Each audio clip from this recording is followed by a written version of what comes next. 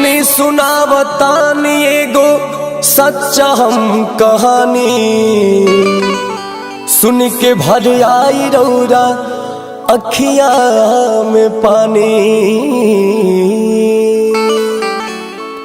12 ज्योतिर्लिंग में पावन देवघर स्थान हो,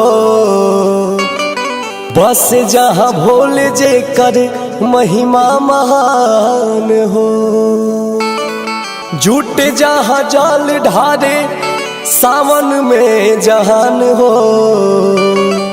लाखों कंवरिया आवस लेके दिल में अरमान हो। तो ये भैया यही सावन के पावन महीना में बाबा भोलेनाथ के एगो परम भक्त अपना धर्म पत्नी के साथे देवघर जाए के तैयारी कैले बाने। बाबा भोलेनाथ पर जल ढारे के आशीर्वाद के कामना लेके कांवर सजा के घर से अब निकले ही वाला रहले। तब तक से उनकर एक लौता बेटा जेकर उम्र मात्र 10 से 11 साल हुई, वो लड़का सुतल रहे जाग जाता। दोनों प्राणी सोचत रहले कि चुपे हमने के घर से निकल जाएगी, लड़का जानी ना नहीं तो परेशान करे लगी। बाकी किस्मत के कुछ औरे मंजूर रहे। लड़का अपना मम्मी पापा से पूछता कि रौरा लोग कहाँ जात बानी हमरा के छोड़ के। वो दोनों बेकत अपना लड़का के समझावे लगले कि हमने के बाबा बैजू के दरबार देवघर यानी कि बोलबम जात बनी जा, 2-4 दिन में लौट आई जा। तू दादा दादी के पास रहिया और दादा दादी के तंग मत करिया, ठीक से खाना खा लिया ये हमारा राजा बेटा। बाकी वो नन्हा बालक जिद पकड़ लेता कि ना हमहू तू लोग के साथ बाबा धाम जाइबे, हमहू भोले बाबा पर जल चढ़ाइबे। वो छोट लड़का के मम्मी पापा समझावत बने कि अभी तू बहुत छोट बड़ा, 40 कोस के पैदल कठिन राह तू चल ना पैबा। बाकी वो लड़का जिद ध लेता, रोवन धोवन शुरू कर देता कि ना हमहू जाइब त जाइब। लड़का के मुंह में पड़ के ओकर प्यार में लाचार होके वह लड़का के जिद के आगे मजबूर हो जात बने। वह लड़का के तैयार करके तीनों लोग रेलगाड़ी से सुल्तानगंज पहुंचत बाड़े। सुल्तानगंज जहां से कांवरिया लोग गंगा जी के निर्मल पावन जल में स्नान करके आ कांवर में जल भर के देवघर के पावन धाम खातिर लोग निकलेला। गंगा जी के पावन धारा में नहाए खातिर तीनों भक्त जब उतरले हैं, लड़का के घाट के तरफ छोड़ के जहाँ कम पानी रहे वो दोनों बेकत नहाए लगले। भीड़ भी ज़्यादा रहल, लड़का पर से ध्यान हट जाता। तब तक से लड़का जिन्हें तेज धारा रहे उन्हें बढ़ जाता और देखते ही देखते गंगा जी के तेज धारा के आगोश में बह जाता। चारों तरफ चित्कार हाहाकार मच जाता। देखते ही देखते आँख के सामने से वो लड़का ओझल हो जाता। पानी के तेज बहाव के चलते सबकर हिम्मत जवाब दे जाता, केहू बचावे के कोशिश नहीं करत। दोनों प्राणी के रो रो के पागल जैसन हाल भइल बा। अपना किस्मत के कोस रहल बाड़ी जा कि काश हम अपना लड़का के बात ना मान ले रहती त आज ऐसा दिन देखे के ना पड़े। थाक हार के रोवत धोवत पास के ही भोले बाबा के मंदिर में फरियाद लेके जात बाड़े लोग। आगे कहानी में का भइल, वो लड़का मिलल कि ना, आई यह कव्वाली में भाई अंकुश राजा की आवाज में सुनल जाओ।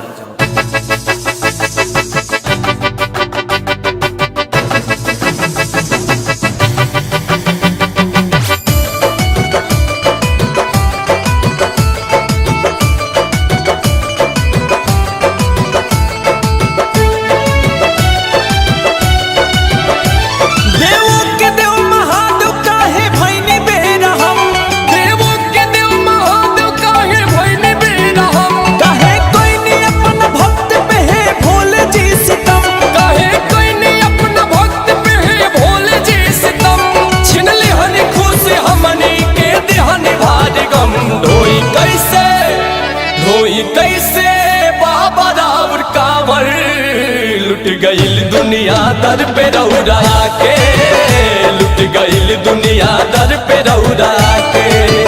धारी जल कैसे आप रौरा पर लुट गईल दुनिया धाम रौरा के, लुट गईल दुनिया धाम रौरा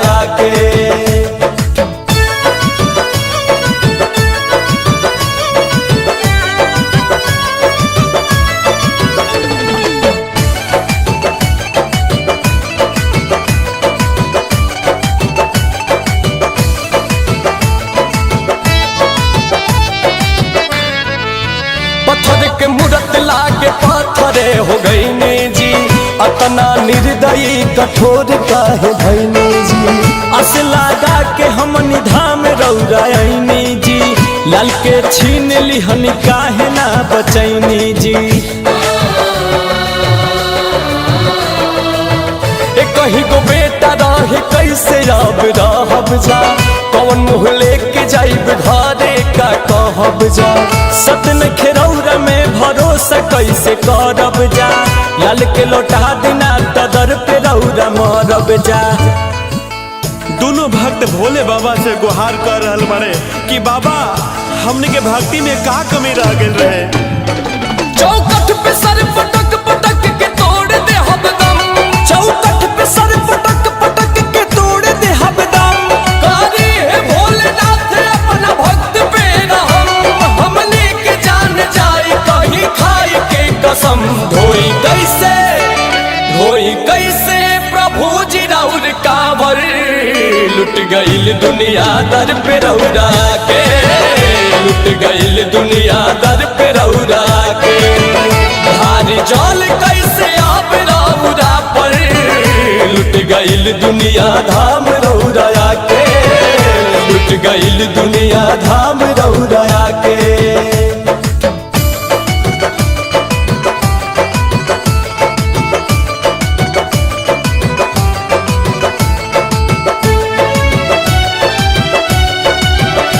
महिमा के राउर सोच अब के गाई, शक्ति पे सभे रौरा अंगुरी अब उठाई। सनबा झूठा आज माने हम गईनी जी, करके भरोसा झूठे दर्शन करे आईनी जी। ऐती न धार जल न बेटा जुदा होइत जी, करे जा ऐसे नाही फुट फुट के रोइत जी। हई भगवान तो बेटा के हमारा लौटा दी, हे भोले बाबा चमत्कार आज देखा दी। हे बाबा आज रौरा चमत्कार देखावे के पड़ी, हमार लाल की रौरा लौटावे के पड़ी। हे बाबा जबले जी आप राउर गुण गाइब हम सदा, जबले जी आप राउर गुण गाइब हम सदा। ढिंढोरा पिटवाई दे हम सबके बता, दुखिया रे माई बाप हो जाए मेहरबा। देखा दी है भोलेनाथ पावर, लुट गईल दुनिया दर पे रौरा के, लुट गईल दुनिया दर पे रौरा के। हारी जल कैसे आप रौरा पर, लुट गईल दुनिया धाम रौरा के, लुट गईल दुनिया धाम रौरा के।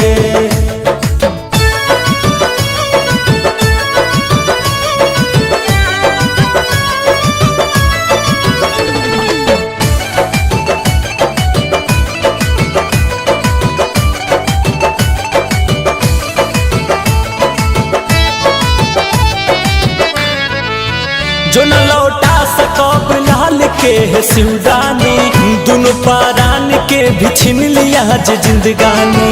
बिना मर्जी के रौरा पता नहीं हिलेला, दानी दयावान या सही जग नहीं कहेला। अस के डोर धीरे धीरे टूटल जाता जी, हई भगवान ई भरोसा उठल जाता जी। हरि हे भोले दानी भक्त के परेशानी, महिमा महान साबित कर दी ई कहानी। वो लड़का बहत बहत गंगा जी के दूसरा छोर पे निकल जाता। भगवान भोले शंकर खुद ब्राह्मण के भेष बना के वो लड़का के बचावत बाड़े, वो लड़का के लेके मंदिर में आवत बाड़े। देखिए आगे का भइल, कैसे भक्ति के जीत होता, आए सुनो जाओ। भइल कृपा भोलेनाथ के ऊ लइका मिल गई, भइल कृपा भोलेनाथ के ऊ लइका मिल गई। देखते ही माई बाप के चेहरा खिल गई, भगवान के दरबार में भक्ति के जीत भइल। हंसी खुशी उठैल तीनों कांवर, जल धरल तीनों देव घर में जाके, जल धरल तीनों देव घर में जाके। कैले कृपा भगता पे सुनैल गाथा अंकुश राजा गा के, सुनैल गाथा अंकुश राजा गा के।